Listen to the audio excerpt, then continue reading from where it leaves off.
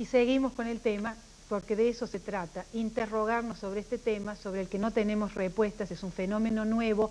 En nuestro caso todavía no quiero hacer el consuelo de decir que porque en todas partes pasa, a nosotros nos pasa desde hace 11 años y necesitamos entender, necesitamos interrogarnos y estamos perplejos sobre un fenómeno que antes tal vez era mucho más cómodo porque teníamos una hipocresía y una doble moral muy acentuada y no nos perturbaba tanto. Ahora aparece todo, estamos con eso a la vista y tenemos que entenderlo. Por eso tengo a Eva Giberti para que me ayude en esta parte final del programa a entender si esto es un problema esencialmente de vanidades, de las pasiones humanas, de qué es normal para una persona, que no es normal en tanto es pública, si esto tiene que ver con los despechos matrimoniales puestos en escenario público. ¿Cuántas cosas, Eva, hay? Hasta Navidad. Hasta Navidad. Por lo menos seguimos con esto.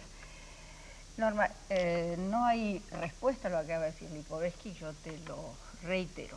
El límite entre lo privado y lo público, que es absolutamente fluo, que es absolutamente difícil de regular y establecer, empieza a quebrarse desde cierta perspectiva cuando las mujeres, a fines del siglo pasado, empezamos a salir del ámbito de lo estrictamente privado, doméstico y hogareño, para empezar a tener vida social de otro modo, teatros, confiterías, cafés, lugares públicos, y luego vida pública desde otro punto de vista, ocupando lugares de trabajo, ocupando lugares en la política. O sea que cuando se habla de la ruptura entre lo público y lo privado, un eje que no hay que descuidar. La culpa la vuelven a tener las mujeres. No, más que la culpa es responsabilidad. Es decir, tenemos que ver con que ya no hay que irnos a espiarnos a las mujeres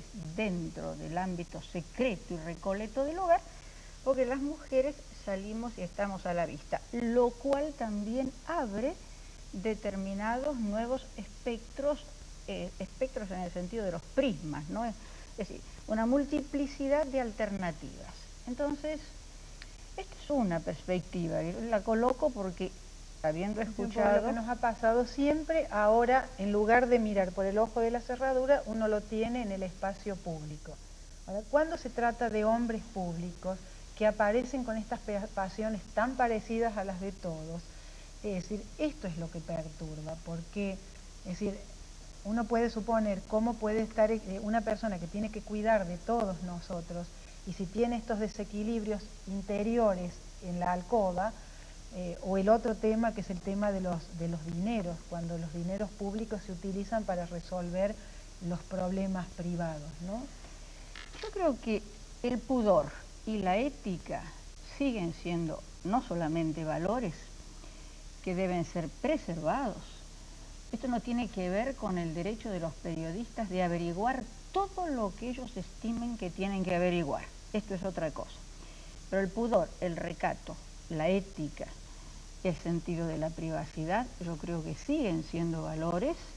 Más aún, creo que hay que seguir defendiendo lo que se llama el pensamiento crítico, para criticar a aquellos hombres públicos que no asumen la responsabilidad de tener una vida medianamente apacible dentro de lo que se puede llamar normalidad.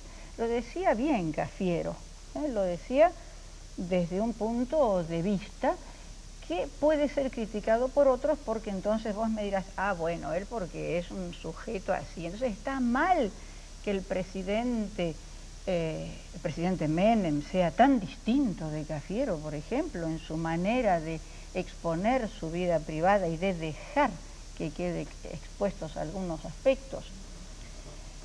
Yo creo que el presidente Menem tiene un perfil de frivolidad notable y de placer en su frivolidad, y es relativamente una provocación para una comunidad que está sufriente.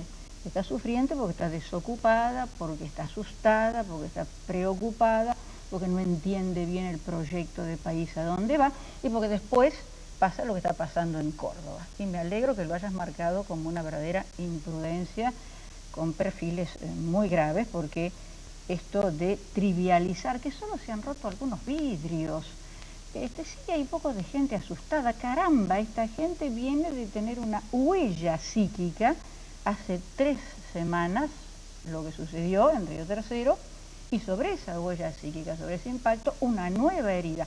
¿Cómo que hay 2 o 3 vidrios rotos y algún pichicho asustado? Acá hay seres humanos. Entonces, estos son los fenómenos que yo creo que tienen que ver con lo público y lo privado. Esta gente fue atacada en su privacidad. Ahí están, a la vista, las camas. Ahí tenés, Norma, camas a la vista, camas desordenadas. Yo no sé qué estaban haciendo en esas camas, si dormían, si disfrutaban de alguna instancia en pareja. Yo no sé qué hacían, pero esa irrupción, eso es obsceno. La irrupción de una explosión que no debió haber sucedido. Eso es el violentar el límite de lo primario y de lo privado. Digo primario porque es lo primario en cuanto a lo íntimo. Eso es algo escandaloso. O sea, que pone lo de abajo arriba, que desordena, que violenta. Entonces, esta es la gente que ha sido lesionada, al lado de las frivolidades de otras alcobas que tendrán sus pasiones, muy respetables por cierto, y que algunas se muestran impúdicamente, otras tratan de taparse. Y tomo una cosa que vos has dicho que me pareció muy importante. Bueno, esto de exponer la vida privada implica que se ha cortado parte de la hipocresía, es decir, el hombre público, la mujer que está en un cargo público, también tiene determinada responsabilidad. En este sentido, yo creo que si bien la vida privada debe ser respetada, también es tarea de los periodistas advertirnos que alguien que con su vida privada hace determinadas cosas, a mí nada me garantiza que en su vida pública no haga otras determinadas Ese tal vez es cosas. el tema, porque yo le confieso que tengo sentimientos bien ambivalentes y muy contradictorios. Me gusta que la gente, que se haya sincerado la sociedad. Y a veces ironizo y digo, un poquito de hipocresía, porque hay tan poco decoro en cómo se muestra esto.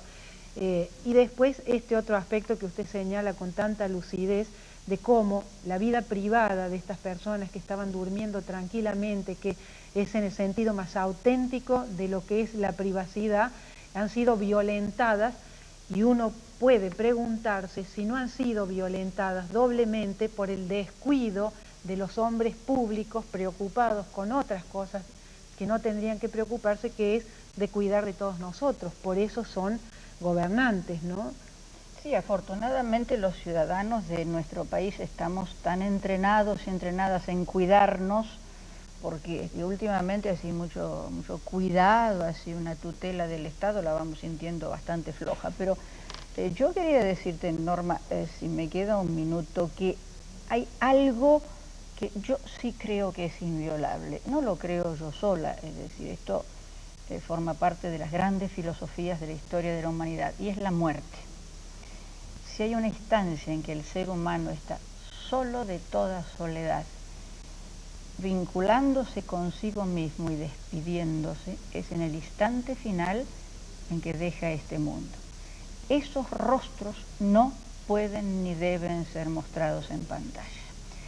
Shakespeare en un par de sus obras pone a sus protagonistas en el momento o del suicidio o de la muerte cubriéndose el rostro con la túnica, un par de sus obras que no me acuerdo ahora cuáles son. Lo obsceno reside en mostrar esa intimidad, que es la más sagrada y la que hay que preservar, la de la muerte, donde el ser humano tiene el máximo de desnudez.